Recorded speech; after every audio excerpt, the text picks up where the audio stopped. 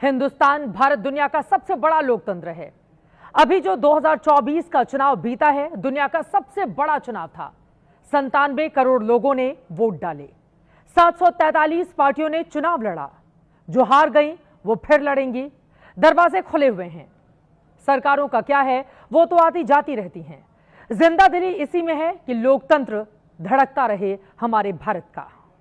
लेकिन क्या आपको लगता है कि भारत में ऐसा कभी होगा जो इन तस्वीरों में है? क्या हमारे लोकतांत्रिक मूल्य इतने लुंज पुंज हो सकते हैं कि जेन जी का झुंड बनाकर कुछ लोग भारत को भी नेपाल, श्रीलंका, बांग्लादेश बना दें? क्या भारतीय परिवारों में परवरिश की पकड़ इतनी ढीली हो सकती है कि मां बाप अपनी जेन जी संतान को छुट्टा छोड़ दें और ये कहें कि जा बेटा, चढ़ जा संसद पर, घुस जा सुप्रीम कोर्ट में, जा फूंक दे मंत्रियों के घर, जला दे अपने ही देश को? अगर इसका जवाब है नहीं, तो फिर राहुल गांधी के जेन जी के नाम पर आह्वान का मतलब क्या था? और यह सवाल हम नहीं पूछ रहे, खुद राहुल गांधी ने यह नौबत इस देश के भीतर पैदा की है।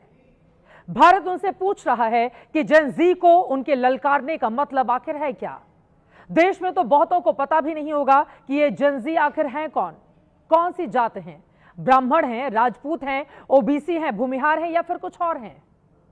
लेकिन नेपाल में 8-9 सितंबर के दृश्य देखने के बाद इतनी तो अकल इस देश को है कि जेन जी को पुकारने का यह सियासी पैटर्न बेहद खतरनाक है और यह आपदा में अवसर नहीं बल्कि आग को आमंत्रण है।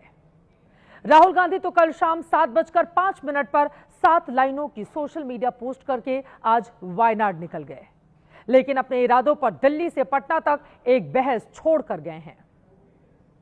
क्या राहुल गांधी भारत में गृह युद्ध चाह रहे हैं? क्या राहुल को तख्ता पलट से ही सत्ता चाहिए? क्या राहुल जेन जी के कंधे पर बंदूक रख रहे हैं? क्या जेन जी को राहुल का न्योता मंजूर होगा?